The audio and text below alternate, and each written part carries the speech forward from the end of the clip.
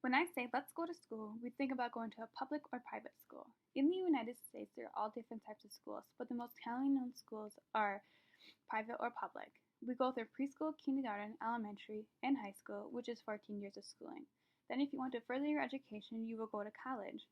But in the Amish community, everything is different. In the Amish community, going to school means learning the three most important goals: the worth of hard work, ethical living, and becoming a valued member of the Amish community. Living in a community where 50% of the population is the Amish and Mennonite, it made me want to further my research in their way of schooling. I have learned a lot about the Amish schooling and how they run their community. Today I'll be talking about the history of the Amish schooling, their goals, the classroom, what they do in school and after school. I'm now going to give you a brief history of the Amish schooling before 1950 so you have a better understanding why the Amish do the schooling the way they do. Before the 1950s, the Amish were attending public schools, according to Group E towns. The reason why is because schools were small rural schools, and the school board was local parents, and some of the Amish fathers happened to serve on the board.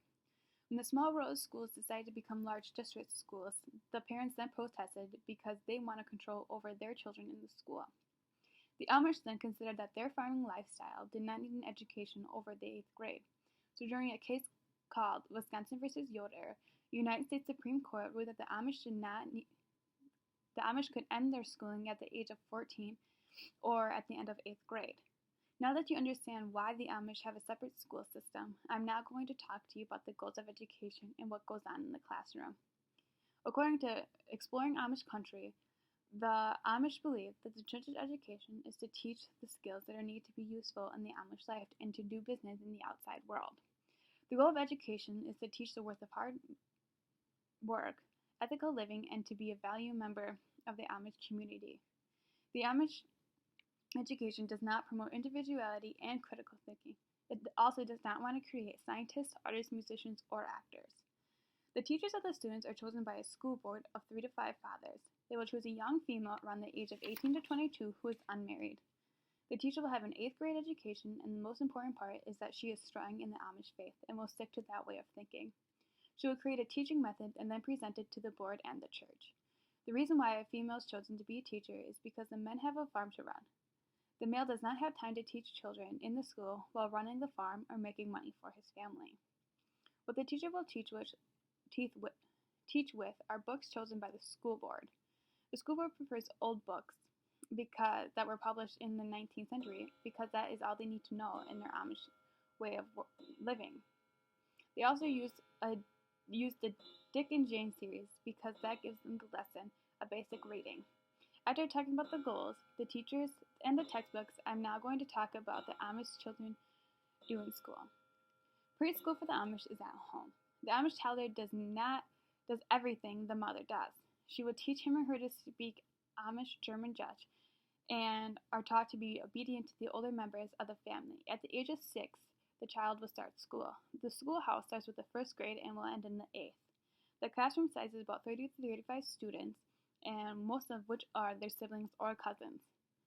The school day starts at 8:30 a.m. and ends at 3:30 p.m. They have 4 periods with recess and lunch in between. They start the day with a Bible reading, a hymn singing, and reciting the Lord's Prayer. But religion is not taught in school because that is the parents' and church's responsibility. During the day, the teacher may read this to the students. The children are taught reading, writing, arithmetic, and history, which are considered the only skills they need in the Amish life. While teaching, the students will raise their hands to show respect. When there is downtime, the students will clean the blackboards or bring in firewood. The children learn patience, cooperation, and obedience. During recess, the children play games, and the most popular would be softball or volleyball. At the end of the day, at 3:30, the children will be finished with school and will walk home. Now that you know what is being taught and how the classroom runs, I'm now going to talk to you about what happens after graduation. After graduation, the Amish move back home and into the Amish community. Some of the boys go back home and learn to take over the farm, and others might have an apprenticeship to an Amish shop where they will learn to become an owner or a tradesman's learning skills. The girls will go back home to help their mothers out. They will learn to polish up their homemaking skills. The Amish girls might work for another Amish family housekeeping. Now that we know about the Amish schooling, let's polish this off. After talking about the history, goals of education, what happens in the classroom, and the actual school part of the day, and post-graduation, you have learned that the Amish school system is way different than the public or private school system. Most people do not agree with the Amish school system, but that is their way of life and how they grew up. The Amish will go to school to remain in the community and not leave the church. They will become successful and outstanding members of the Amish society.